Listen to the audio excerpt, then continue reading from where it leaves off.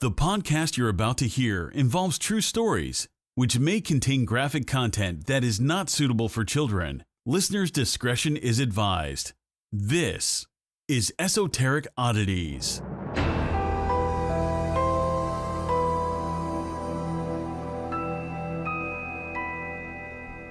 Hey guys! Whoa. That was so loud. Oh, sorry. I don't have headphones because we've noticed that I'm louder without them, so... True. Sometimes a little too loud, some might say. No such thing. Do you hear that? It's our classes.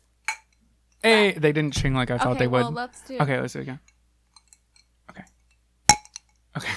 Wait, she faked that. We didn't even cheers. They were both in her hand. Well, you had to do it in the microphone. So, it is our first birthday, guys. 365 days of hearing words come out of our face holes. Yeah, and You're welcome, but also thank you. saying stupid things like I don't know what the Darwin theory is. But I actually knew. He asked me what it was, and I said, it's about monkeys, right? Yes. And. Perfect. Did you do yes and? You know, that's an improv thing, right? Did you take improv classes? No, they make us do it at work. We're not allowed to tell clients no. It's always yes and. Because that's how you do improv. Because what kind of fucking show, if you go to an improv show and somebody just shut it down and was like, no. Like, what fun is that? It's like I feel like I have to be an actress at work. You are an actress. That's true. I fake like being there. You're Sarah Silverman. Honestly, I feel that way. But yeah, we turned... Technically, we turned a year old like 2 weeks ago because when we first started the podcast... It was a disaster. So what had happened was we brought all the equipment over to Sarah's place, had the sirens going in the background, had your cat... Because Charlie was just a puppy, or a fuck. Edit that out. Charlie was just a kitten, and... He was meowing. He was knocking mean. shit over. While we were trying to record, and he was playing with his little toys, his little dingleberry, and we recorded the whole thing, and we had so many issues. Like our microphones sucked, like they were ass. I had to return them, and then we bought new microphones. Do you guys really give a fuck? Probably not. But our first episode that ended up coming out, we legitimately recorded on like.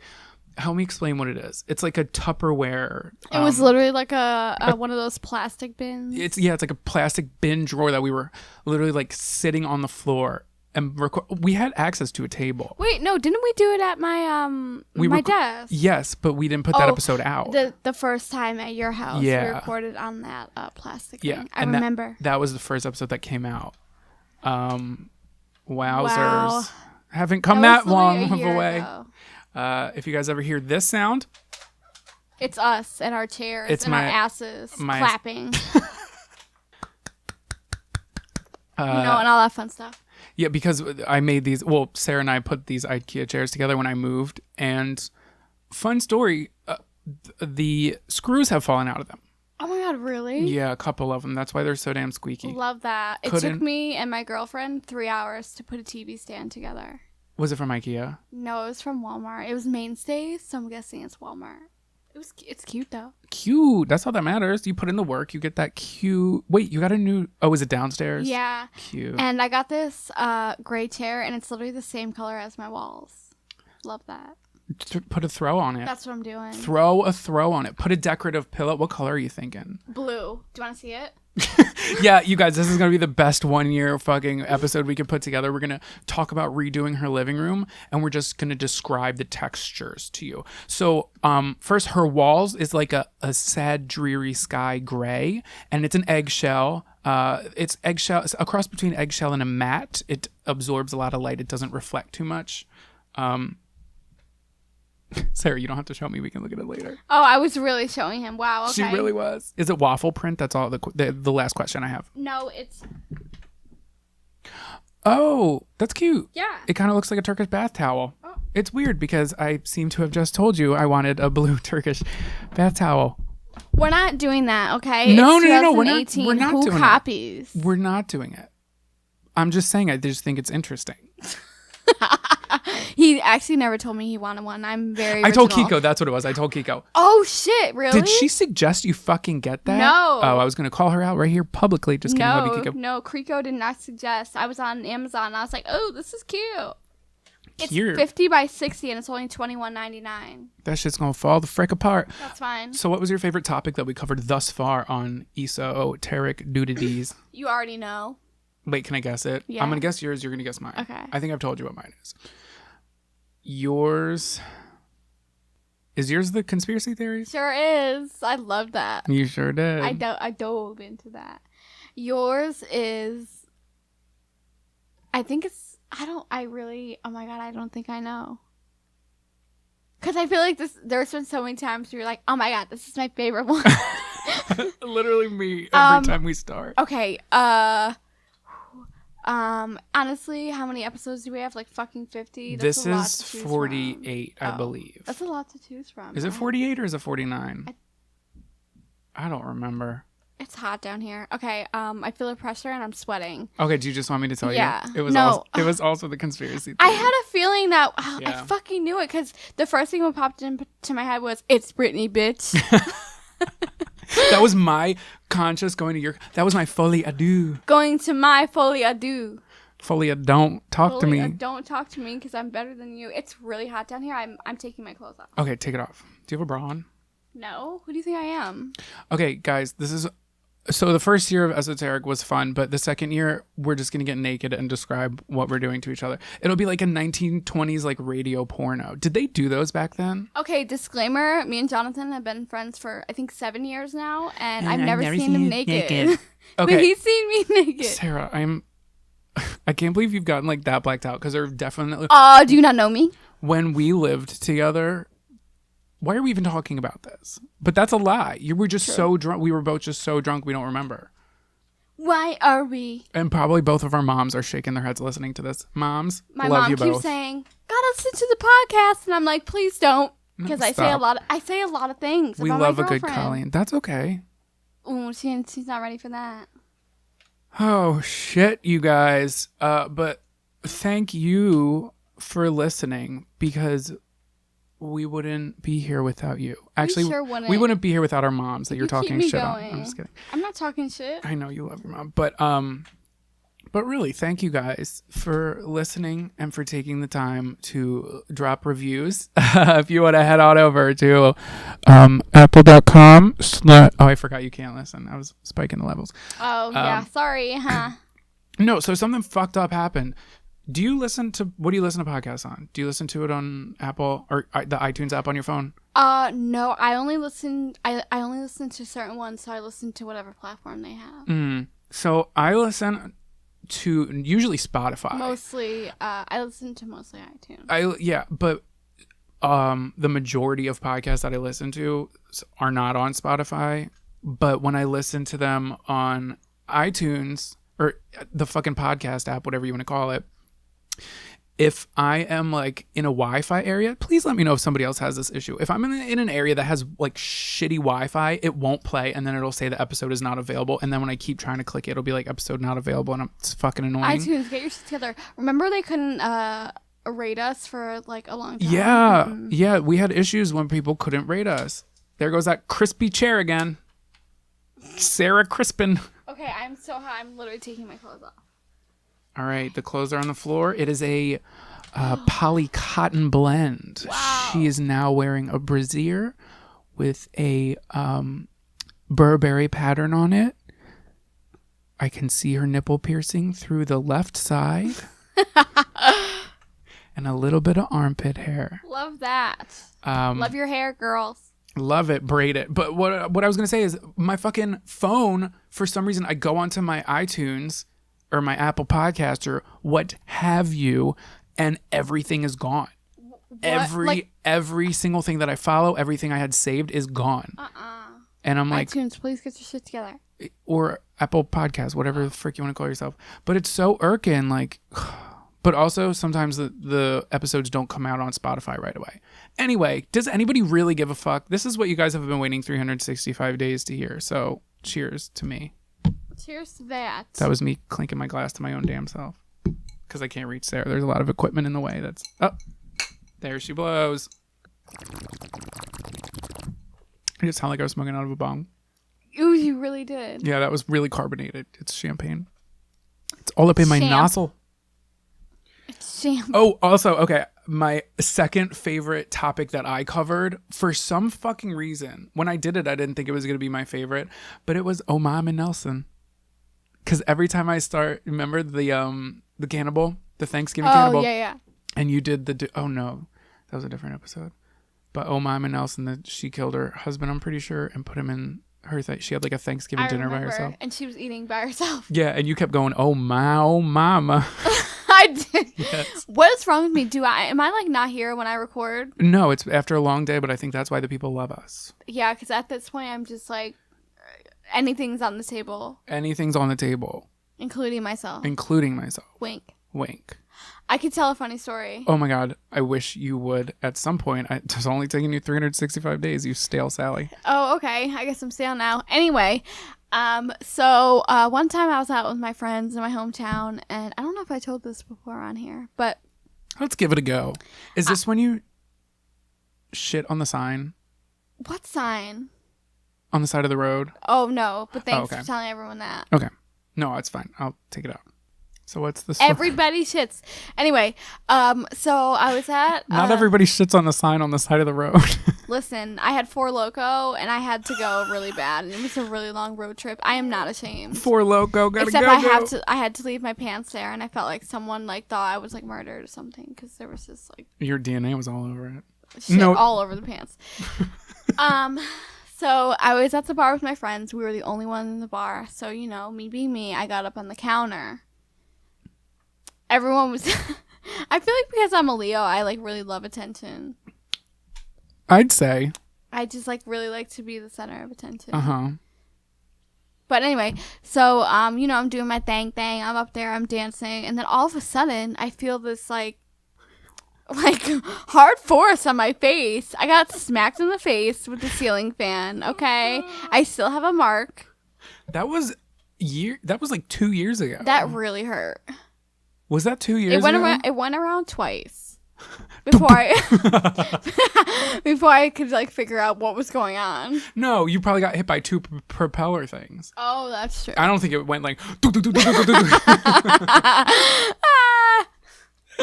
You cracked me up. Gotta harvest my crops. Y'all thought I was kidding about setting that alarm every 3 hours. Just letting you guys know, I am in the top 5 in the world on this app.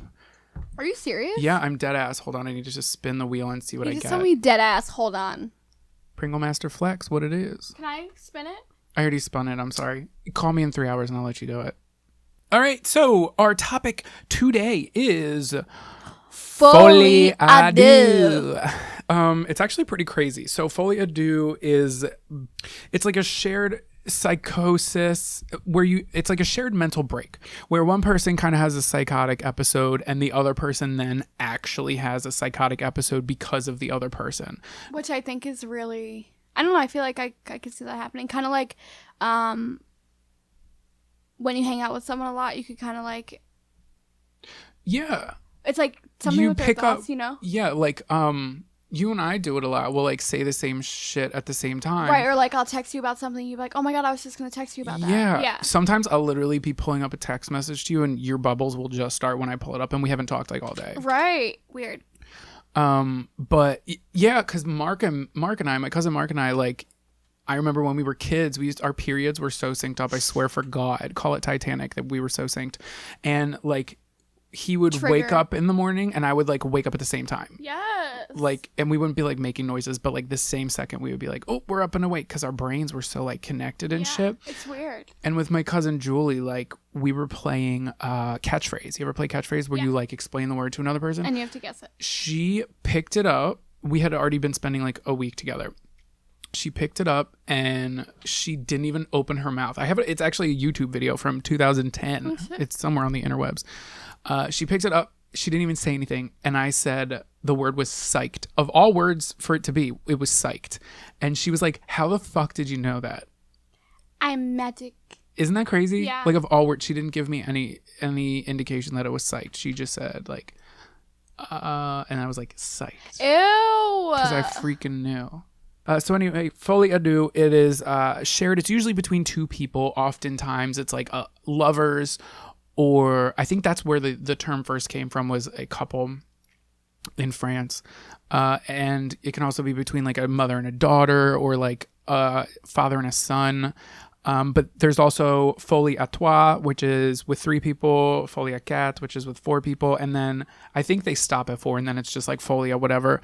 I think it actually might turn into like mass hysteria, which I will talk about a little bit later, but y'all pretty much know what mass hysteria is. But it's like an actual like psychotic break that can be shared between 2 people, where one person was not affected by it initially, and then it crept into like the other person, or into the partner of the other person. They also have it in families. It's called folie famille, I think. I had it in my notes somewhere. Oh yes, here it is. And it's usually all the family members, or at least everyone who's like living in a house together. Oh, and there was one case where they believe that a dog was also affected. Oh my god, I read that. And there's Yeah. also Folie Impose, where it's like they take on the more dominant person straight. Oh. Mm-hmm.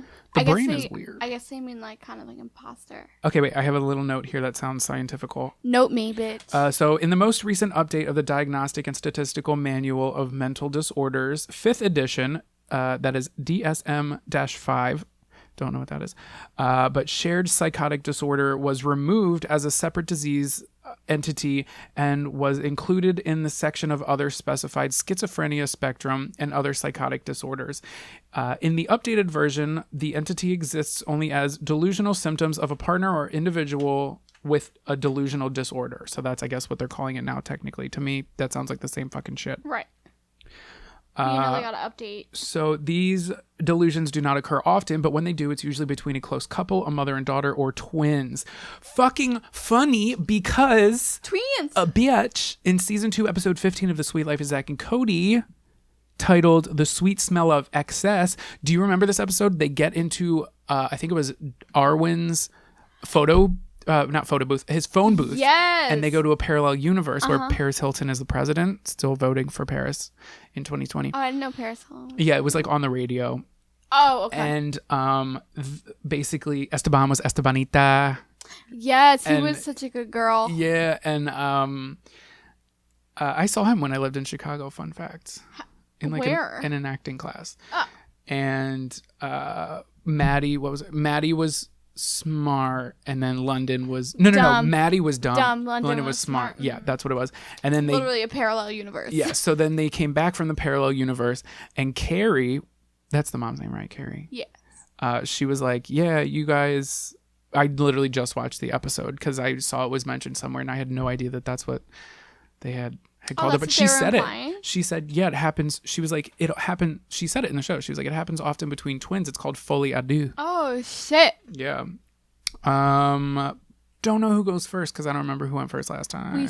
We switched. How come you're really good at remembering this? Who was it? I started, and then it was me, you. So do I go first this time? No, I think I started last time. No, I did, because you had the cantaloupe was last. Oh, right. The cantaloupe boy. All right. My story is like kind of long. Let's do this. I'm going to try as much as I can to speak into this microphone. So we have Leopold and Loeb. These are their last names. The gay couple? Yes. Oh, they're some fucked up motherfuckers. I know. That's why it's so long. I don't know the whole story, though. I'm ready. Oh, that's good. So, okay, side note, they were kind of cute together. They were, and they kind of looked like each other. Yeah, and their names were really similar. Yes, I was like, is this a typo? I went to like so many websites. It's his last name, though. I think the dude's first name, and I don't fucking know what I'm talking about. I'll just let you talk. Leopold and Loeb were lovers. We're going to call him Loeb, and if that's wrong, suck my ass. Loeb being the dominant personality of the pair. His dominance over Leopold came to share Loeb's delusional way of thinking.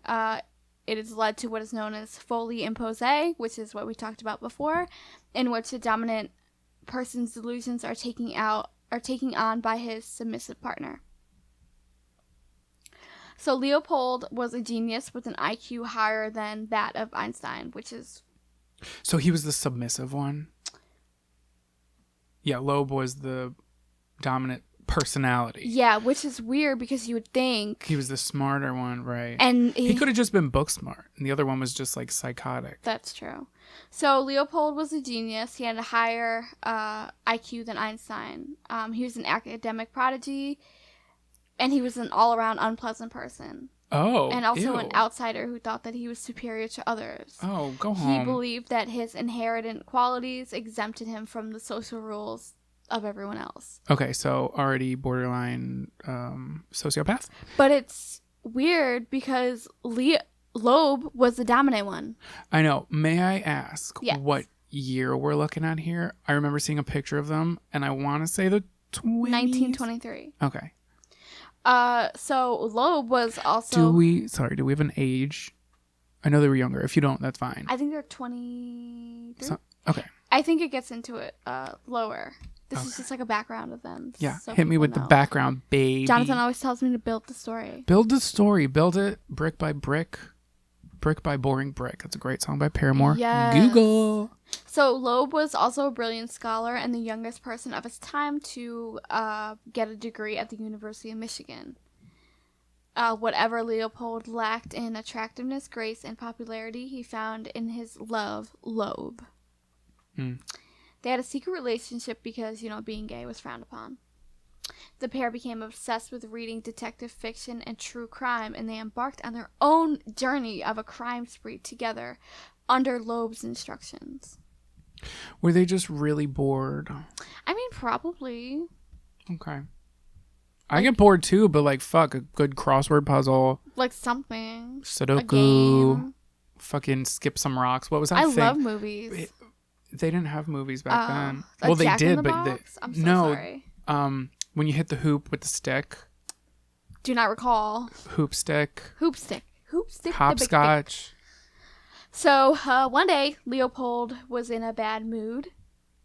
That evening, on November 10th, 1923, he had agreed to drive his friend and lover, Loeb from Chicago to the University of Michigan. The journey was 6 hours. They wanted to rob Loeb's fraternity, which is Zeta Beta Phi. Oh my god, that's so fucking funny because in high school, my lunch table, hey y'all, if you're listening, because I know at least one of Hey, you lunch does, table. it was Zeta Beta Pi. We had t-shirts. That's cute. Is it TAU? No, we were pi. Oh. I don't ever get the Greek letters. That's PI. 3.14. Got it. They had managed to steal only $80 in loose change, a few watches, some knives, and a typewriter. How the fuck do you sneak out with a goddamn typewriter? Of everything, and then they're saying they didn't get away with a lot. Like, you got away with a whole handful of something. A Like, whole that's fucking- 2 hands. No, they got a pillowcase in that bitch. Trick or treat. Doop. It had been a big effort for a very little reward. And now, on the journey back to Chicago, Leopold was argumentative. He complained bitterly that their relationship was too one-sided. He always joined Loeb in his escapades, but Loeb never held him at arm's length, which means he never met him. Huh. So, the third friend who was in the car, did he get dropped off and they were just like, see you later? And then like, the third friend. oh, I thought there was a third friend in the car when they were making their way to No. the fraternity. No, it was a 6-hour ride. Oh, I thought you said that. He had agreed to drive with his friend and lover. Oh, friend. Oh, friend. Loeb. Oh, okay. Oh, fuck. So I thought you meant friend, comma, Oh. and also an additional person was the Nope. lover. Friend and lover. That Oxford Lovers comma. and friends. This is why Oxford comma matters. Oxford part of petition. No, I should because my boss always yells at me. He's like, why are you using the Oxford comma? And I'm like, because fuck you. That's why. Because I need to separate the two, you bitch. You bitch. If you listen to this, you're not a bitch. You're my boss. Thank you. Eventually, Loeb managed to quiet Leopold's complaints with reassurance of his affection and loyalty. They continued to drive alongside the country roads in the direction of Chicago. Loeb started talking about his idea to carry out the perfect crime. They had committed several burglaries They better just hamburgle the whole town. together, and they had set fires on a couple of occasions, but none of their crimes have been reported in the newspapers. I guess that's what they wanted. Notoriety. Like that arson. That was a good episode we did. Right. So Loeb wanted to commit a crime that would set all of Chicago talking. What could be more sensational than kidnapping and murdering a child?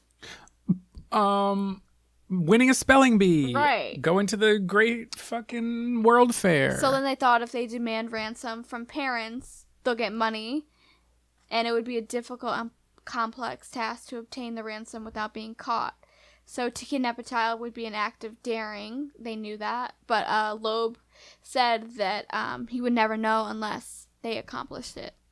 All right. So they're stupid. Not that's smart. I know like very, very little of this case. Like I don't really remember too much of what happened. But weren't they rich? Didn't they both come from rich families? Yeah, I'm gonna get into that. Okay, but they were like, hey, we want more money. We want that new Birkin. Yeah, I don't understand. When I was like doing research on the story, I didn't quite understand why I guess they wanted their own money. I guess that's how the rich stay rich, bitch. Yeah, taking from others. Ho. Okay. Anyway. There's some really cool rich people, but Leopold and Loeb, they met in the summer of 1920, so we're going back into their relationship. They both grew up in Kenwood, an exclusive Jewish neighborhood on the south side of Chicago. Leopold was a brilliant student at the University of Chicago at age 15. 15 years old? Yes. And homeboy was at university? Yep. You know where I was when I was 15? Stupid. Okay. Triggered. Sorry. First off. Second I'm off. so sorry. You're not stupid, sweetie. Where was I when I was 15? Oh, I got alcohol poisoning. Oh, I remember. And your mom made that really good mac and cheese, and she never made it again because she thought you got sick from that. Okay, really quick side story. Dad or mom, if you're listening, I think it's ready. You're almost 26, right? So here's the thing. My cousin and I made a pact that we wouldn't tell my parents this for 10 years. Well, this is the 10th year, this Christmas, we're telling them. Because on my cousin's 15th or 16th birthday, he is a couple months older than me. I got one of my other cousin's older friends to buy us a bottle of vodka that I swear I've never seen in stores anymore. Is it Burnett's? No. I swear all it said on it was vodka. It was some like bootleg shit that she probably, yeah. And I didn't really know my limit. And, homegirl was pouring it in a glass and then kind of like sipping the glass with like a squeezed lime in it. Oh, so you did that. And I ended up getting alcohol poisoning. I got really, really sick. I woke up in the middle of the night and I just barfed into my hands. I just started barfing into my hands. And I was in a sleeping bag, so I had to unzip that shit. And get up. And then I'm walking out the door and I start walking up the stairs. I drop my barf and I slip on it. Mind you, what we were using as a chaser was the Hugs. Do you remember the Hugs juice that came in like a little plastic barrel? Blue, right? No, it was red. Bruh, it looked and that made me more nauseous. So I threw up in my hands again on the stairs and I didn't know what to do. And it's carpet. And I was trying to wake up Mark. I was like, Mark, like, what do I do? So he walks me upstairs and he's yelling at me. He's like, you're so fucking loud. My parents are going to wake up and we're going to get in so much trouble. Parents were there? So, his parents were upstairs. We were in his basement. Oh, right. I was 15. Or 14. I think I was 15. Were you drinking in his basement? Yes. Where do you hello? Do you want me to restart the story? I got alcohol poisoning. We were drinking the vodka in the basement. Got it. And we got super fucked up because I didn't know what alcohol was, or like that you're supposed to mix it with things, or like a shot is like a small measure. I was like a shot. Yeah, not a whole glass. Here's a cup. And I walk up to their laundry room and they had decorative it was a shovel and a hoe that were painted like a very, very tiny one that you'd use in a garden, and they were painted with flowers on them and they were hanging on the wall, just decorative and shit. So I go to throw up in the sink that was in there and I swing my left arm up to turn on the light. Don't I knock over all of the fucking decorations on the wall that are metal and glass that shatter on the floor and bounce around, and I'm standing there with barf all over me. I had no idea. I was still Every so time I hear the fucked story, up. I laugh.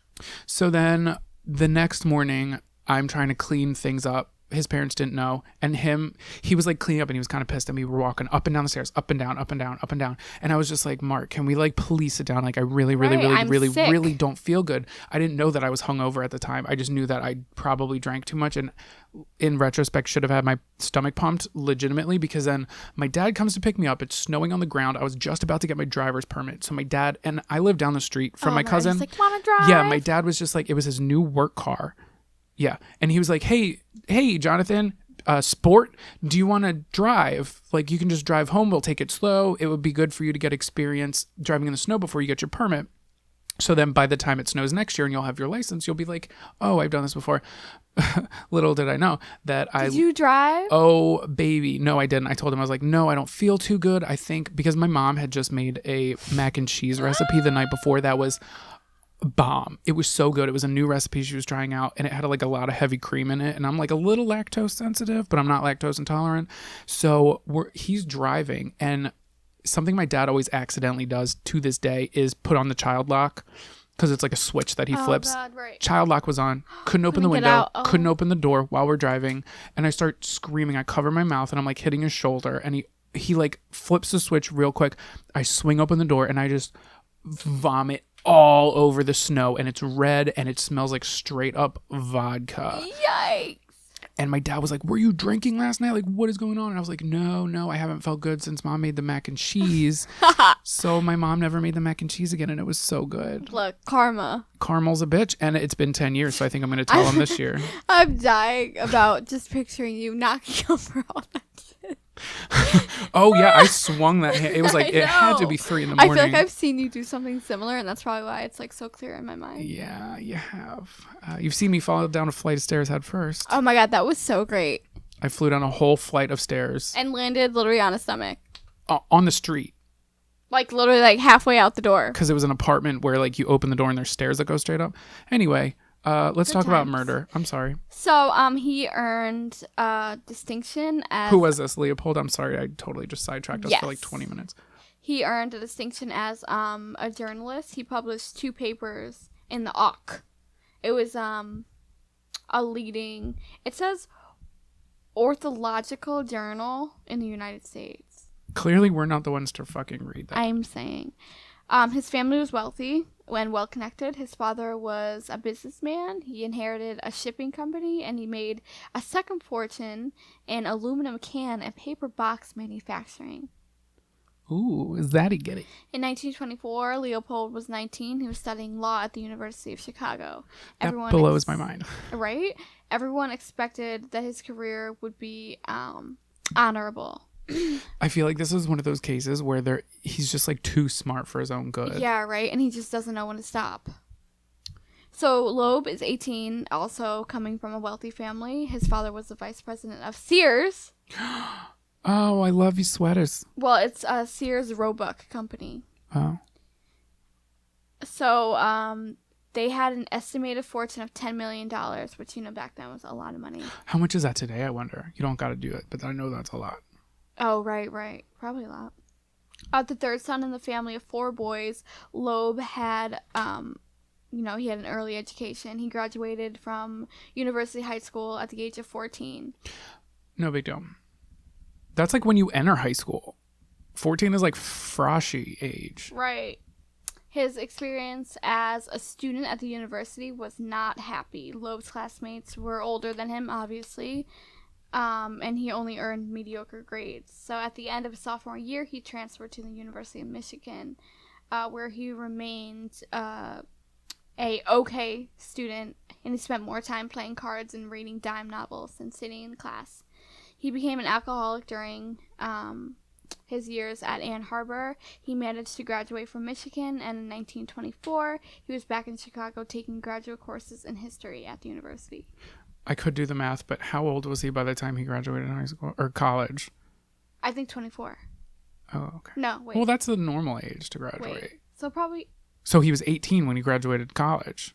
Because if he went to a 4-year university, he was 18 when he graduated college. He was 14 when he graduated high school. Yeah, and then 14, 15, 16, 17, 18. Yeah. So the 2 teenage boys renewed their friendship when Loeb returned to Chicago in the fall of 1923. They seemed to have little in common. Loeb was an extrovert, and Leopold was aloof. Yet they soon became intimate companions, and the more Leopold learned about Loeb, the stronger his attraction for the other boy was. Loeb was impossibly good-looking, well-built, tall, brown, blonde hair, humorous, and sudden attractive smile. He had an easy, open charm. Loeb would often indulge But it wasn't the only thing that was easy open. Destructive behavior, stealing cars, setting fires, smashing storefront windows, I wonder if they became really destructive. One, because Well, I think because they both didn't have friends, because they were both so advanced, I think they just, like, attracted each other because they were so alike, and then they just kind of, like, bounced off the destructive behavior. Right. Because even though one was more dominant than the other, they both have, like, diminishing qualities. You also have to remember they were gay. Right. So it's like, this is the only person I have who, like, understands. Well, yeah, and I feel as though I'm not, like, sympathizing at all. Because I know they're shitty people, but like if you grow up and the people that you're constantly around, if you go to another, you go to university when you're 14 and you can't make any fucking friends, and the only like view you have of the world is this world that's like against you, and you have to like hide your own identity. So I'm sure that bottled up some shit. Again, not sympathizing, but just a thought. Were they? Well, I guess they were openly lovers towards the end, right? I guess they said frick it all. Because they have pictures of them with like their hands on their thighs and stuff. That's true. But so I just want to read this last sentence again because I don't know if it made sense. So It says that Loeb would often indulge in destructive behavior, stealing cars, setting fires, smashing the storefront, because Loeb is the dominant one. Yes. Right. I just didn't know if I said that right, so I wanted to make sure. Got it. So Loeb loved to play dangerous games. He sought always to raise the stakes. He vandalized as a source of exhilaration. It pleased him. He could rely on Leopold to accompany him on his crazy escapades, and a companion who admired reinforcement that Loeb's self-image as a master criminal. Yeah, because he's just like fully enabling. Right. So Leopold was annoyingly egotistical. We said before that he was annoyingly egotistical. Right. He had an irritating habit of bragging about his accomplishments, and it quickly became tired to listen to. I bet. Like, nobody wants to hear about your fucking first place ribbon. We get it. You won the spelling bee. Like, get the fuck over it. Well, Leopold will also boast that he could speak 15 languages. So I feel like it was very, like... They were not for each other. They were together because they were gay. Smart and gay. Yeah, but it was very, like, tit for tat. Mm-hmm. Tit for twat? Yeah. Leopold had an obsession with philosophy of Friedrich Nietzsche. He would talk endlessly about superheroes who, because he was Superman, stood outside the law and beyond any moral code that might constrain actions of ordinary men, even murder. Leopold claimed was an acceptable act for a Superman to commit if the deed gave him pleasure. So delusions of grandeur are happening here. So mortality didn't apply in anything with him. Duh. Leopold had no objection to Loeb's plan to kidnap a child. They spent long hours together that winter discussing the crime and planning details. They decided on a $10,000 ransom, and then wondered how they would obtain it. So after much bickering back and forth, they came up with a plan and thought it was foolproof. That always doesn't work. That always doesn't work. You could have just said never. Oh, okay. They said that they would direct the victim's father to throw a packet containing the money from the train that traveled south to Chicago along the elevated tracks of Westlake, Michigan, and they would be waiting below in the car. As soon as the ransom hit the ground, they would scoop it up and make an escape. You fucking dumbass. Like, what if the dad literally all he had to do was call the cops and be I'm saying, yo, hey, I'm throwing this thing right here. It's going to be down yonder. That's where they're going to be. On the afternoon of May 21st, 1924, Leopold and Loeb drove their rental car slowly around the streets of Southside Chicago looking for a child. At 5 o'clock, after driving around Kenwood for 2 hours, they were ready to abandon kidnapping for another day. But as Leopold drove north along Ellis Avenue, Loeb, sitting in the passenger seat, suddenly saw his cousin, Bobby Franks, walking south on the opposite side of the road. Bobby's father, that Loeb knew, was a wealthy businessman who would be able to pay the ransom. Well, his father would have been his uncle. I'm saying. So what? He's stealing from his uncle. At that point, you should steal from your family. He's not just stealing from his uncle. He's kidnapping his cousin. He tapped Leopold on the shoulder to indicate that they found their victim. So as he turned the car in a circle, driving away down Ellis Avenue, he pulled alongside Bobby. Well, this is just, like, fucked up. Isn't it? I'm just saying, why would you kidnap your cousin? I don't know. I got alcohol poisoning with my cousin, so I don't know anything. But he didn't kidnap you. Yeah, I know. Hey, Bob, Loeb shouted from the window. The boy turned slightly to see His cousin stop at the corner. Loeb leaned forward into the front passenger seat to open the front door. Hello, Bob, I'll give you a ride. That just sounds real creepy. It really does. He shook his head no, and he said, I can walk. I'm trying to get my steps in. I'm on that keto diet. So he says, come on in the car. I want to talk to you about the tennis racket you had yesterday. I want to get one for my brother. I'd be like, you're trying to lure me in, sir. You're like Pennywise for fucking tennis, okay? But it's him. But it's his cousin, so like he really doesn't have a reason not to believe But he's literally him. like, I can walk. Yeah, but it could have been friendly because I've had like my mom's friend has a store that's like a couple blocks away from a hardware store, and I worked there for a day, and she asked me if I could go get a key made for her, and I was like, sure, no problem. So I start walking there. Well, her son drives by, and he's like, you want to ride there? I was like, no, it's fine, I can walk. And he's just like, no, it's hot, get in the car. So I got in the car, and then he just drove me two more blocks. Here, so, but then again, I did know him. Well, then again, he knew him. So like I didn't think it was weird when he asked me again. Like I didn't feel like he was luring me into the car. Right. So Bobby moved closer to the car. He was standing by the side. Loeb looked at him through the open window. I guess he was so close that Loeb could have grabbed him and pulled him inside. But he continued talking, hoping to persuade Bobby to get into the car. Bobby stepped onto the running board. The front passenger door was open. And then Bobby slid himself into the front seat next to Leopold. So I guess it was like the middle. They had one of those middle seats. Yeah, back then they did in the 20s. So Loeb gestured towards... they had like bench-style seats. Yeah, Leopold. And he says, you know Leopold, don't you? Bobby glanced sideways and shook his head because he didn't know him and says, no. And he says, you don't mind us taking you around the block? Bobby says no. He turns around in the seat to face Loeb. He smiled at his cousin with an open, innocent grin, ready to hear the banter about the tennis game. Oh God. Let's talk about really this goddamn about tennis racket. So, the car speeds up down Ellis Ave. It passed 49th Street. Loeb felt... So I guess they had a chisel in the car and he was feeling for it. Oh, no. Right. A chisel? Yes, a chisel man. Wait, okay. All right, sorry. I have so many questions. I'm on the edge of my seat. Can you hear my creaky-ass seat? They sharpened the blade. So it was like... A chisel. Yes, but it's like sharp. So it could be used as a club. What? Clubs are not sharp. Well, it could be used as like a knife and a club. They wanted it to be. So at 50th Street, Leopold turned the car left. As it made the turn, Bobby looked away from Loeb and glanced toward the front of the car. Loeb reached over the seat. He grabbed the boy from behind with his left hand, covering Bobby's mouth to stop him from crying. He brought the chisel down hard and smashed it into the back of Bobby's skull. What? I thought they were trying to do a ransom note. Once again, he smashed the chisel into Bobby's skull with as much force as possible. But Bobby was still conscious. Bobby had now twisted halfway around the seat, facing back to Loeb, desperately raising his arms, trying to protect himself. Loeb smashed the chisel down 2 more times into Bobby's forehead, and Bobby struggled for his life. Death by chisel? Yeah. So he did that 4 times and gashed a hole in Bobby's forehead. Well, shit. Blood was everywhere. I'm sure. In the seat. It was on them.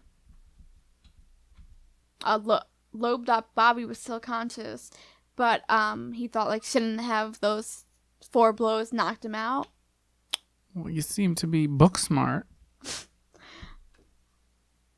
So Loeb reached down and pulled Bobby upwards over the front seat into the back of the car. He jammed a rag down his throat, stuffing it down as hard as he possibly could. He tore off a strip of tape and taped it on his mouth. So Bobby's still kicking and screaming. So Leopold and Loeb had expected to, do the perfect crime, but they killed him. They disposed of the body in a culvert spot several miles south of Chicago, and a pair of sunglasses fell from Leopold's jacket into the ground. So they returned to the city, and Leopold dropped a ransom letter into the mailbox, and it would arrive at the Franks' house at 8 o'clock the next morning. So the following day, someone found the body and called the police. Bobby's family confirmed the identity of Bobby, and Bobby was 14.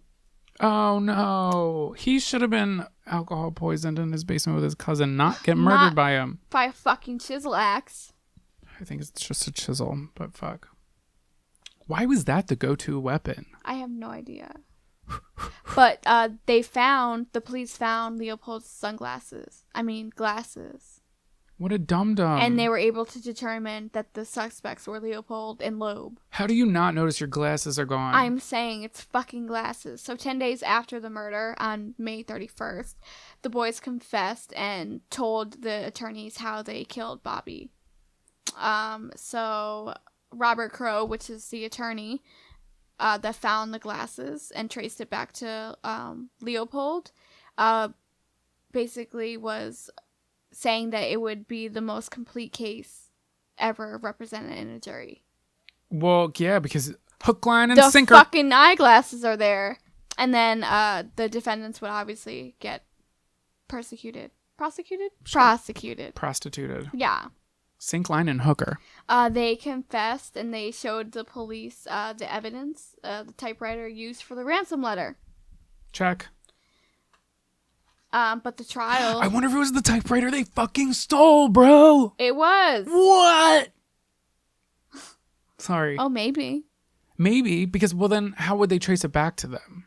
Right. I don't know, but that blows my mind. Right. They're still... That's what it's going to be in my head for right now. So they're still getting caught. So the trial, Crowe, which is, Robert Crowe, the attorney, quickly realized that it would be, like, the biggest thing ever. So Leopold admitted they had murdered Bobby just for the thrill. No, just having fun with my cousin. It's a guy thing. Don't worry. Right. So the defendants' wealth and their intellectual ability and high regard within Chicago for their families kind of helped them with the case. Oh, Everything naturally. combined to make a crime one of the most intriguing murders in the history of Cook County. So, they're like, why are these two wealthy guys killing their cousin for fucking money? I used to do plays in that town. Cook County? Yeah. This is in, Illinois, outside of Chicago. I think this is in... Illinois, outside of Chicago. No. I don't think this is where it was placed at. Was it? It was in Illinois. Yeah. Outside of Chicago. Yep. Okay. We're here. Are we? Yes. So, Crowe also realized that he could turn the case to his own advantage. He was 45 years old, and he'd never been Chief Justice of the criminal court. So he was a leading figure in the Republican Party with a realistic chance of winning election as Chicago's next mayor. So to send Leopold and Loeb for murdering a child would no doubt find favor with the public. So the public's interest in the trial was driven, it was more a fantasy with the details of the case. Sometime within the past few years, the country had experienced a shift in public morality. Women now bob their hair, they smoke cigarettes, they drink gin, they wore short skirts, sexuality was everywhere, and young people were eagerly taking advantage. The traditional ideas centered on work, discipline, and self-denial had been replaced by a culture of self. Just self.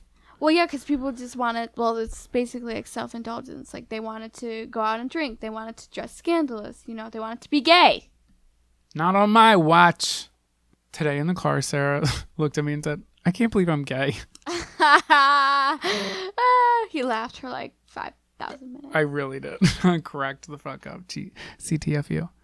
While Crowe could count on the support of the outraged public, he didn't know what would be the outcome in the courtroom. The families of the confessed murderers had hired Clarence Darrow as a defense attorney. So by 1894, Darrow had achieved...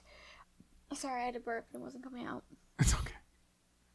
By 1894, Darrow had achieved high notoriety within the Cook County as a speaker and a great lawyer. Notoriety? Yeah. Okay. But I didn't want to say that. Oh, no. Why not? Why say it? Just imply it. That's fine. Yeah. Perfect. So he's also the champion of the weak and defenseless. So, he's a good lawyer. In 1923, Darrow had humiliated Crowe in the corruption of the trial. He was also a prominent Republican politician. Naturally. They call it the original affluenza case. Affluenza is when you're like too rich to know right from wrong. Love that. Not get into it. I'm going to go through the whole court case. Is that okay? Yeah, bring it on. So, Doro's opposition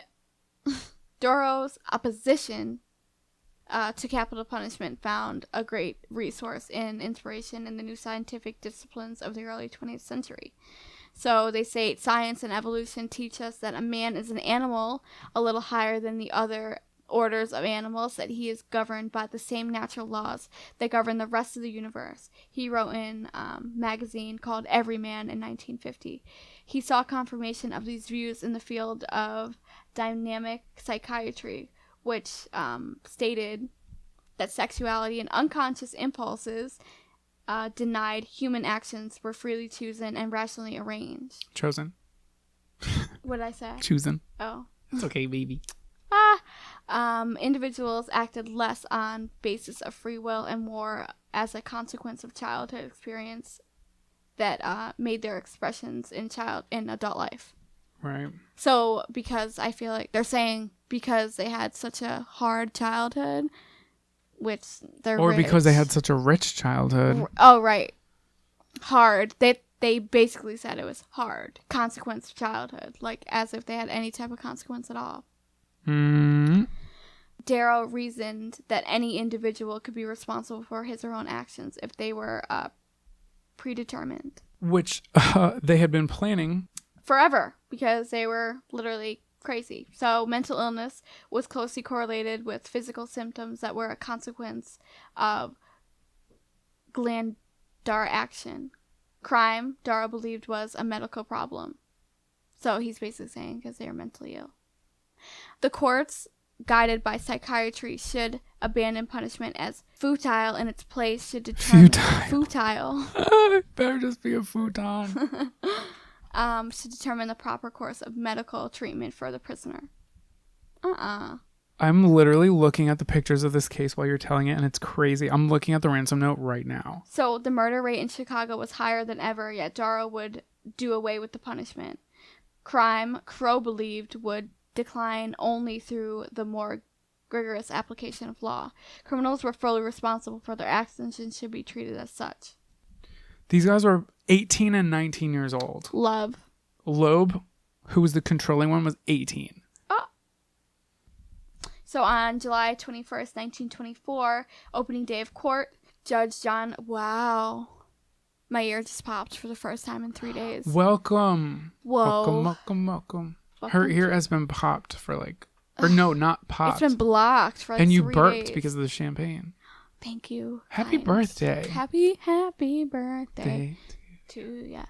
Okay. On July 21st, 1924, the opening day of court, Judge John Caverly indicated that the attorneys for each side could present their motions. Darrow could ask the judge to appoint a special commission to determine if the defendants were insane. The results of an insanity hearing might, raise the need for trial.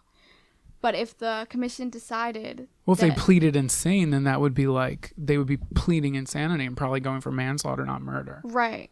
But it's still a crime. That's still a crime. Yeah, I know, but they fucking got caught because the glasses got caught there, so they're going to try to take the lesser. That's true. So they decided that Leopold and Loeb were insane. Caverly could, on his own initiative, send them to an asylum. It was also possible that the defense would ask the court to try each defendant separately. Darrow, however, already had expressed his belief that the killing was a consequence of each defendant's influencing the other. A Folie A Deux. Right. It was also likely that Darrow would ask the judge to delay the start of the trial beyond August 4th. Its assigned date. Caverly's term as Chief Justice of Criminal Court would expire at the end of August. If the defense requested a continuance, the new Chief Justice, Jacob Hopkins, might assign a different judge to hear the case. But Caverly was one of the more liberal justices on the court. He had never voluntarily sentenced a defendant to death, and it would be foolish for the defense to request a delay that might remove him from the case. So that's not going to happen. Nope. Well.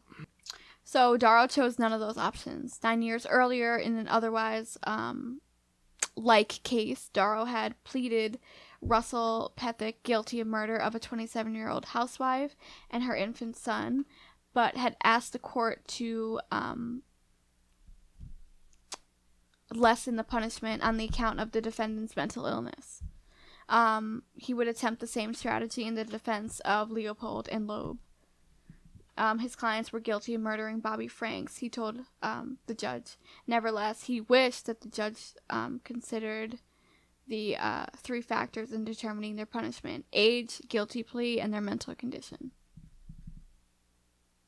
You fucking planned and carried out a murder on your family member. Suck my asshole. Ladies and gentlemen, Millie Bobby Brown. So by pleading them guilty... I don't know why I said that. Right, Sorry. but she's great. He avoided a trial by jury. The judge would now preside over a hearing to determine punishment, a punishment that might range from death penalty to a minimum of 14 years. Apparently, obviously, Darrow argued that his case before a single judge and 12 jurors to the public opinion was better, but he didn't get that. What do you got? They did just a case with the judge. Like, sometimes you'll see, like, it'll be, like, just the judge and, like, 2 people. Yeah. So I already looked at pictures that I saw. It was a whole damn hullabaloo. Oh, it was? Well, the court was interesting because it's, like, there was just, like, a lot of people there and standing. Because and it said Darrow avoided trial by jury.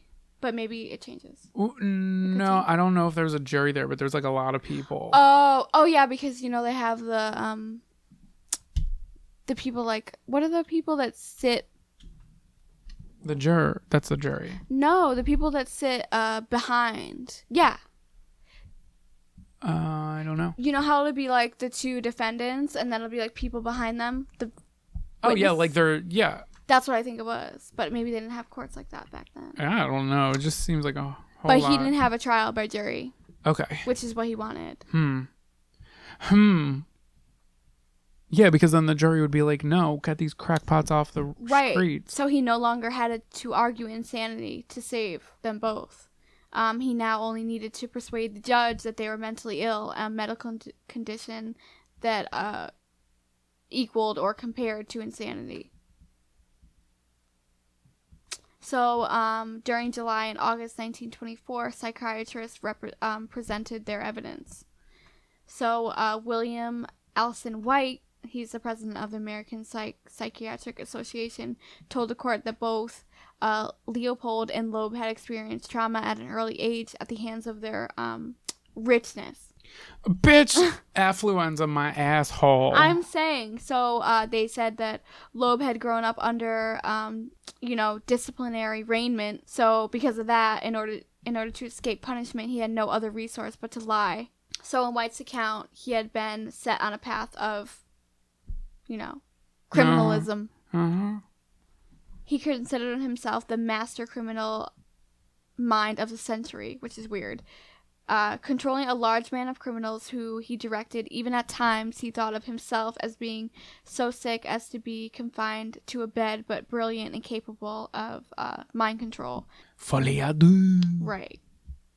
And then they said Leopold has also been traumatized and having been sexually intimate with his dad at an early age.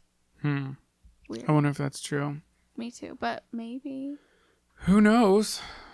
So another psychiatrist, William Healy, confirmed that both boys possessed a vivid fantasy life, which we already knew. Leopold pictured himself as a strong and powerful slave to settle disputes in single-handed combat. Each fantasy interlocked with another. Loeb fantasized being a criminal mastermind into reality and required an audience and gladly recruited Leopold as a willing participant. Naturally. Right. So each set of psychiatrists, one for the state and the other for the defense, contradicted the other. A few observers noticed that each side spoke for a different branch of psychiatry and was separated in justice reaching his verdict. So all neurologists had found no evidence that any organic trauma or infection might have damaged either the cerebral cortex or the central nervous system of either Leopold or Loeb. So they weren't crazy. No, not like on the inside. Right. Huh. So the conclusion reached by the psychiatrist for the prosecution was a correct one, and there was no mental disease. So basically, they couldn't be tried for being mentally ill because the psychiatrist already said that they were not. Yeah. So Leopold and Loeb, they were 19 and 18 at the time of the murder, and the prosecuting attorneys in their concluding statements of the court had emphasized that many murders of similar age had been executed in Cook County, and none had planned their deeds as much as they did. Mm-hmm. So for Leopold and Loeb, their fates would take a different path. In 1936, inside Stateville Prison, James Day, a prisoner serving a sentence for larceny, stabbed Loeb in the shower room. Hell yeah. Despite the best efforts of the prison doctors, Loeb, then 30 years old, died of his wounds shortly after. Bummer. Leopold served 33 years in prison until he won parole in 1958. Fuck off. I wanted to wrap that up because it was getting too long. Never too long, but fuck. So we know they went to prison for being too rich. I mean, Well, oh shit.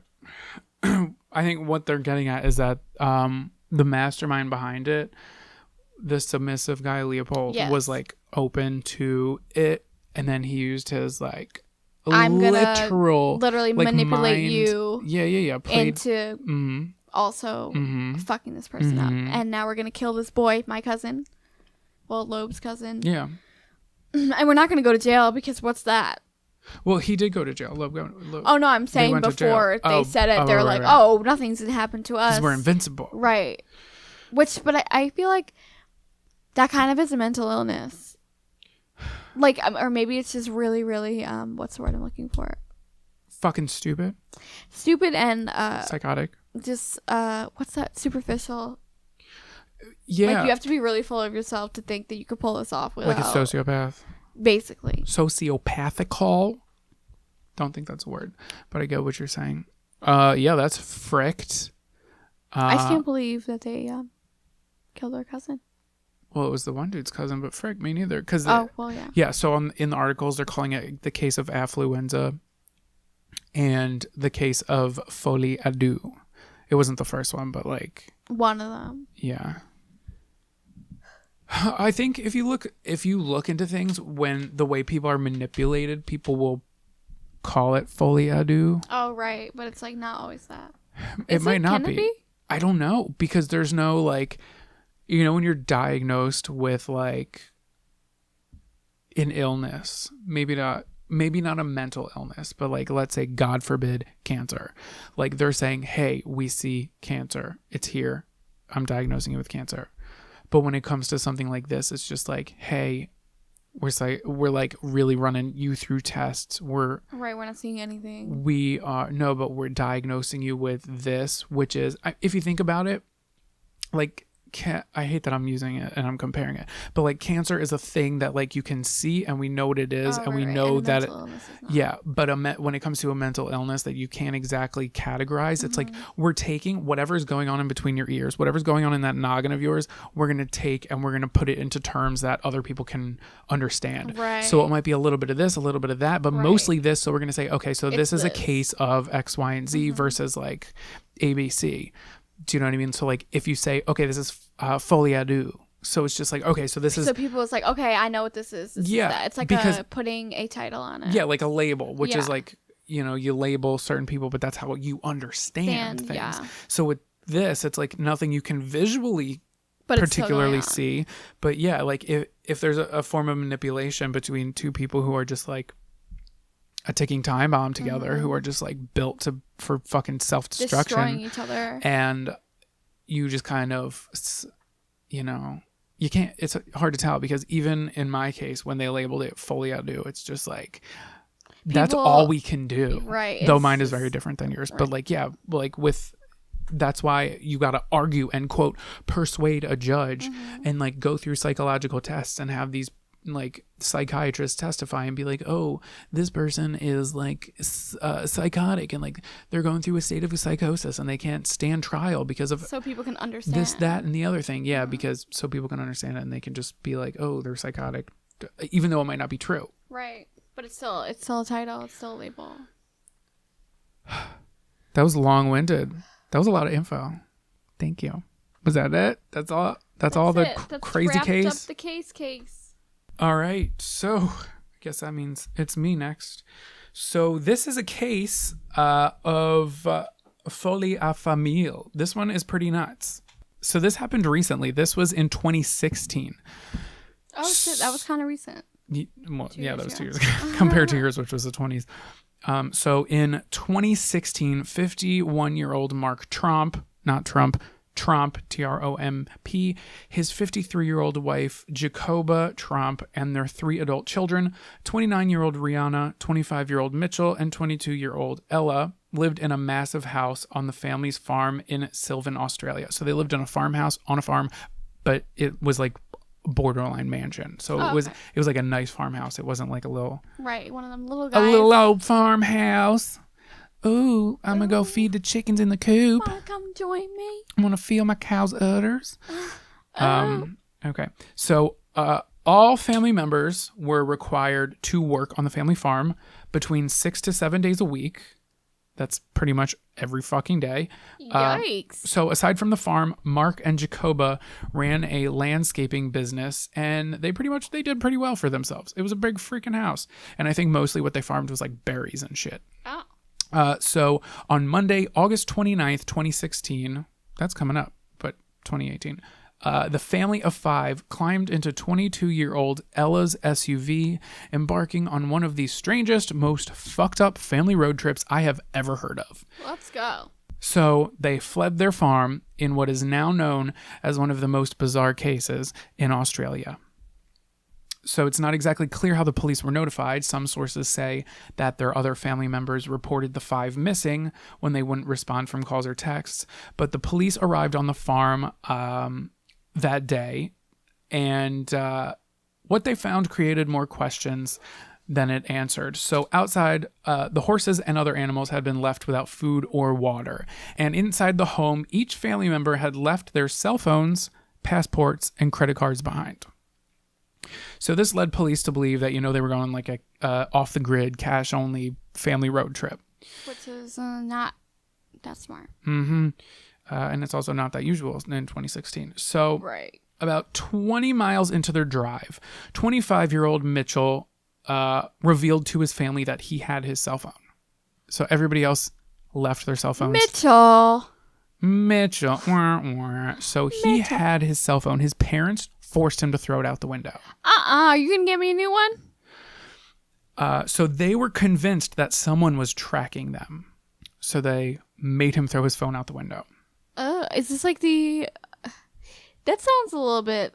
Yeah. The parents sound a little... So within the first day, the family had driven 500 miles.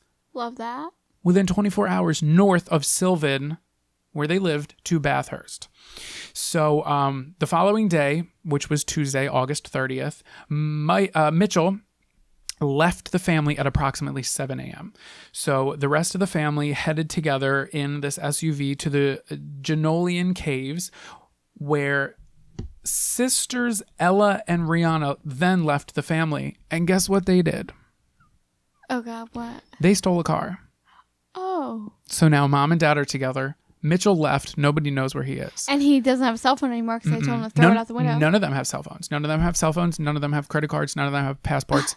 And now the 2 sisters are stealing a car. Love that. So they drove just a few miles south to Goulburn, where they reported their parents missing. Why? Why would you... They left their parents and literally drove south. And stole a car. Stole it in a stolen car and said their parents were missing. Okay. Yep. And then hours later on this same day, this is day 2 of family road trip. Wow. Okay. This is a lot. This is just day 2. Are we there yet? A few hours later, the 2 girls then split up for unknown reasons. So now Mitchell, Rihanna, and Ella are all alone. Mom, dad are just having a fuck frenzy somewhere. Later that day, a man, it was a local man from Goulburn. His name was Keith Whitaker. He got in his Ford F-150 pickup truck and he was driving, doing his thing, going to work. He had been driving for about an hour when he heard kicking in the back bed of his truck. Amazing. Is it Mitchell? He looked in the back bed of his truck to find a girl he didn't know. Oh. It was 29-year-old Rihanna Trump. You are 29 years old. What are you doing in the back of a car? He immediately called the police, and she was in a catatonic state. She didn't know her own name. She didn't know where she was. She didn't know where her family was. She didn't even know where she was from. Did she not eat for like a long time? Is that why she's like... Folie A Deux? Oh, God. So she was taken to a hospital where she was treated for what the doctors call as stress-related illness. That night, police arrive on the family's house after Mark and Jacoba had been reported missing. So now nobody knows where this whole family is. So that's the parents. That's the parents. Nobody knows where the family is. So that night, police arrived to the house because they had been reported missing. And since they were reported missing, the police were able to investigate further than they did the days prior. So before they found the phones and the credit cards and shit, but now they kind of can go search the house and shit. So investigators noticed that the place was a mess, but it was an organized mess, if that makes sense. AKA my life, what's good? So there were multiple piles of documents throughout the large house. An officer stated the piles were very orderly. They were clearly looking for something. So then the next morning on Wednesday, August 31st, Ella Trump made it 500 miles south all the way back home alone in another stolen vehicle. Love. Her brother had made it back too. He had apparently taken public transit with the cash that he had. Oh, so they ended up meeting back together without knowing the other person would be there on Wednesday morning. Mind you, they left Monday morning. So now Ella came back, drove 500 fucking miles. Alone? Yeah, by herself in a stolen car. And he came back on public transit. And the brother and sister were met by police who were investigating the house. So keep in mind, again, not a single family member had a phone or any way to communicate with each other or a credit card. If they had any cash on them, that's all they had to live by. Right. So at the same time, while this was happening, Mark and Jacoba had traveled back down south to Wanggrada. At the same point in the day, the two then split up. Now, Why do they keep doing that? Mom and Dad are alone. Mark stayed in the SUV, which belonged to Ella, and Jacoba somehow traveled many miles back up north alone. So at 10 p.m. that night, a young couple was driving along dark roads playing Pokemon Go. Okay. When an SUV behind them began driving dangerously close. The man who was driving later reported to police, quote, "I could barely see the headlights because that's how close they were to my car." So the couple pulled over to let the man go around him, but as the couple veered off onto the shoulder, so did the man who was following them. So they stayed in the car, and the man who was in the SUV got out of the car and walked to the middle of the road in front of their headlights. Imagine this. No. Stood there, stared at him. It was Mark Trump. Who I had a feeling it was the dad. Yeah. So he stood there for a few moments before abandoning his car, walking off to a nearby park and disappearing. So the young man who was driving the car that was being followed, playing Pokemon Go, he called the police. So the police arrived, a report was taken. They searched the nearby park where where the couple had said that the man had walked off to, but he was nowhere to be found. Inside the car, that SUV, that was Ella's car that the dad drove, the keys were still in the ignition. He just left it. Yeah, because why not? We're just going to walk all over the world here. We're just going to leave our cars. And just... So the next morning, Thursday, August 1st. That's today, bitch. What's good? That sure is. Not when you're listening to it. It's when we're recording it. Police got a report that a nearby motel room had been broken into. When they arrived, there was no one there, but the police had evidence to strongly believe that Mark Trump had broken in and spent the night. He had money. Maybe not on him because he left the card and everything. So that same day, Jacoba had taken public transportation to go further north to Yass. Is that a real place? Yeah, Yass. I love that. Yass. Yes. Where she attempted to book a motel. So somebody found her in a strange mentality, so they escorted her to the hospital. It's not exactly clear who it was. Someone said it was someone who worked at the motel. Someone said it was someone who saw her on public transit. either way. She's still She went to the hospital. The staff members at the hospital recognized her from missing persons reports because by now it was in the news.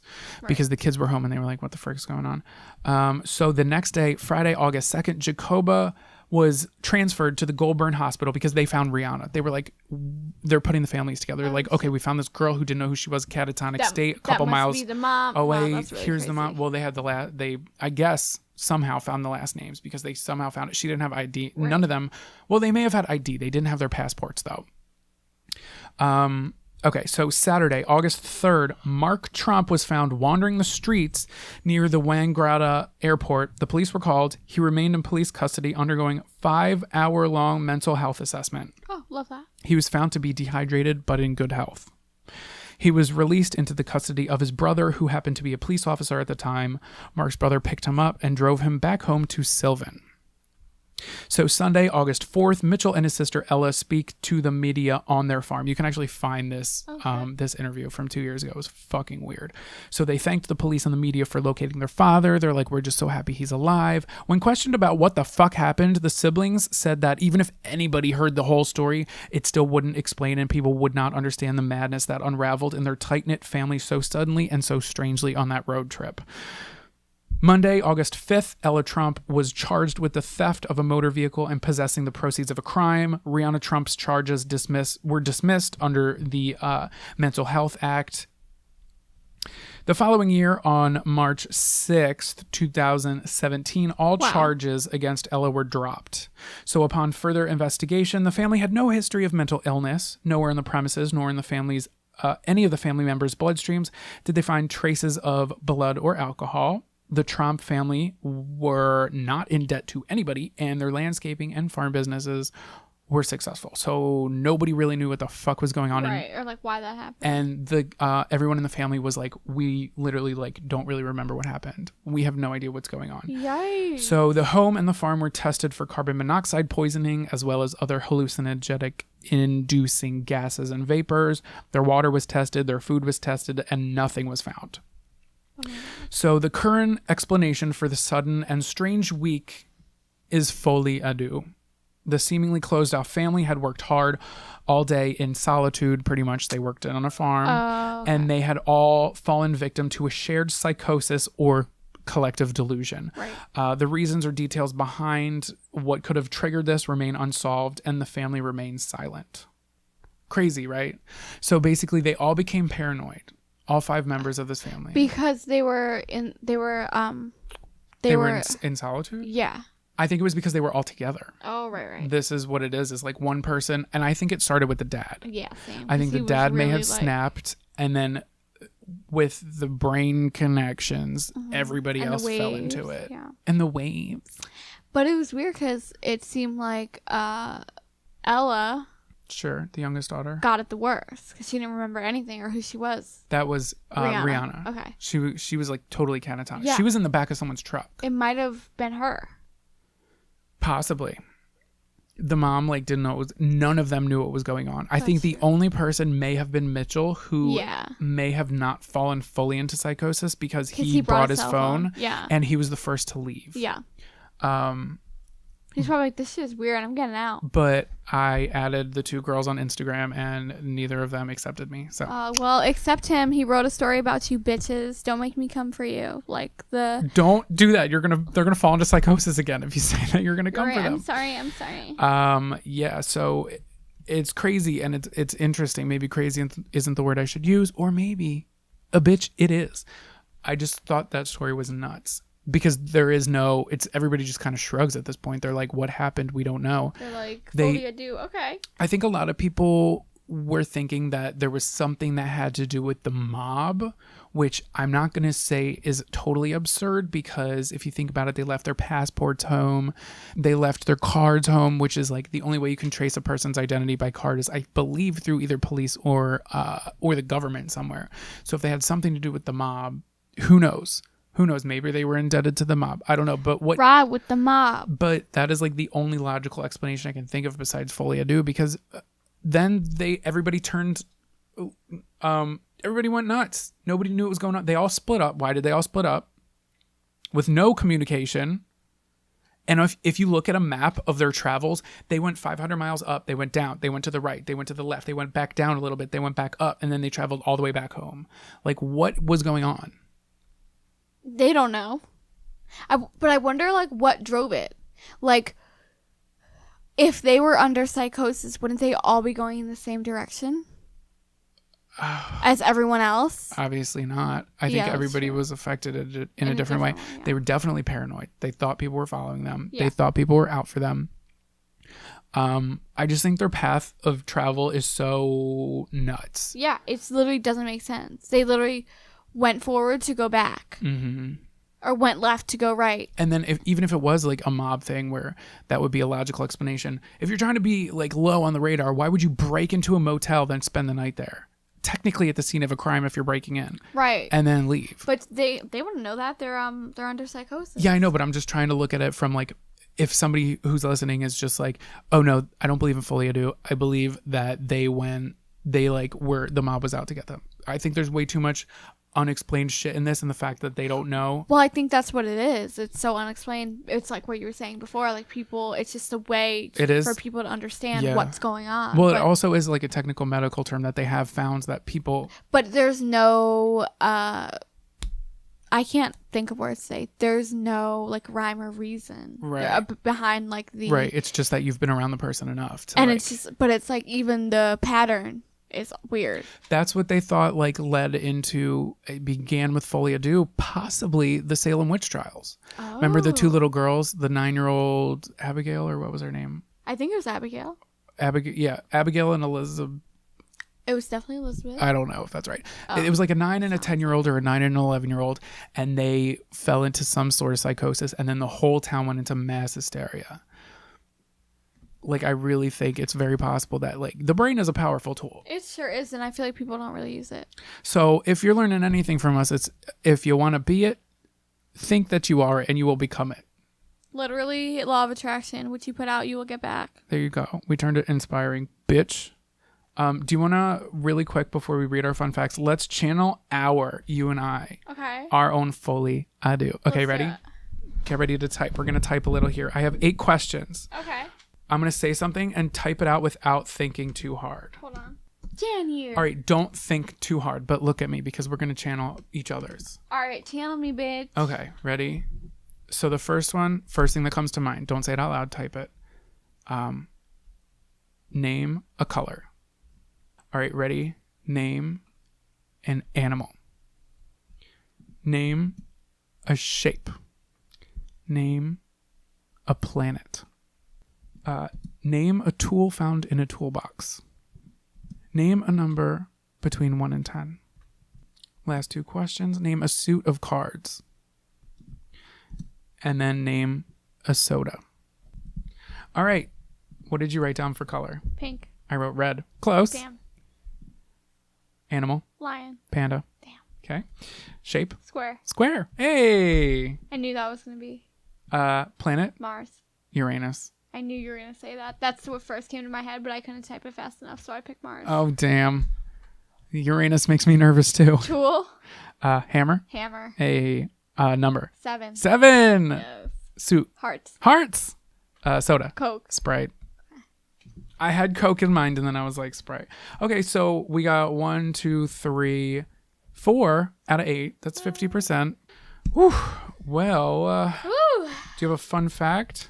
I do not, but I have a tweet of the week. Okay, hit me with the tweet. So, this is from @Audrey_Kitching. So I just want you to know it's Audrey Kitching. Do you know I got beef with that bitch? I know. I have personal beef with that bitch. Now she's like all of a sudden like this like. Okay, let's hear what she's got to say, because 2007 me has beef with her. So, it's the 1st of August, but it says the energy of August is about renewal and new beginnings. We are grounding and stabilizing the new paths that we have been cleared for us in recent weeks. Things may still feel intense, but we will all be moving forward soon. This really resonates for me because I have a lot of transition going on in my life right now, and I feel it, but I know it's just like going into place, and I just need to trust it. There you go, girl. I don't like that bitch. Why? What happened? I hope she changed her ways. What happened? She was just such a bitch to me. Like straight She up. looks like a bitch, so. I was like trying to buy her clothes too, and she was just like the biggest capital CUNT to me, and I was like, Ew. gross. And she like retreated back to her trailer. I was like, bitch, you're not that famous. I was like, I'm like looking at you because you're friends with Jeffree Star. Suck my ass. Okay, so my tweet of the week, speaking of August, comes from, oh my God, I forgot to write her thing down. I will give you credit. Hold on. So it says, this month of August, I challenge you to love yourself more. Think outside the box. Don't dwell on the past or things you can't change. Be around people that motivate and support you and your goals. To think more positive and smile more. Are you ready? Oh, I had a little hiccup there at the end. Does she live in Philadelphia? Audrey Kitching? Uh-huh. No. She came during Vans Warped Tour in 2007. Oh, okay. She said in Philadelphia we get super monarchs in the last leg of their migration journey. The baby caterpillars lay here and are last of the season cycle. I don't like her. Yikes. I'm sorry. She was just like continuously a bitch to me and like the people Well, now that I know. she's like a astrology reader or something. Oh, wow. Really changing your ways. I hope the best for you. So my fun fact is that vending machines are bigger threats to humanity than sharks. You are more than twice as likely to get killed by a vending machine than a shark. Love that. That's spooky. Right? I mean, I could kind of see that. People think shark attacks are like so, ooh, but they are like, frick, if a shark's coming after me, no thank you. Gotta log off. I'm just going to die at that point. True. So thank you guys for listening. And Thanks for listening to me mumble. Shout out to everybody who's been here since day one. If that's anybody, if you're still here. Yeah, we don't know. 365 dicks. Dick. We got a lot more to come. We have a bit of a schedule going with our topics that we're going to do. But if you have any suggestions, let us know what you want us to do. We're probably going to start taking more polls on Twitter and or Instagram. And if you guys want bonus episodes, bonus content, go on over to patreon.com/esoteric oddities. And thank you guys who are over there who are supporting us. You have got a new bonus episode that is live now. Thank you. Thank you guys. And I hope you enjoy your day. Hey. Enjoy your August. You're beautiful. Yes. Except for you, Audrey Kitching. You have Yikes, an ugly you soul. hater. Bye, bitch. Bye, bitch.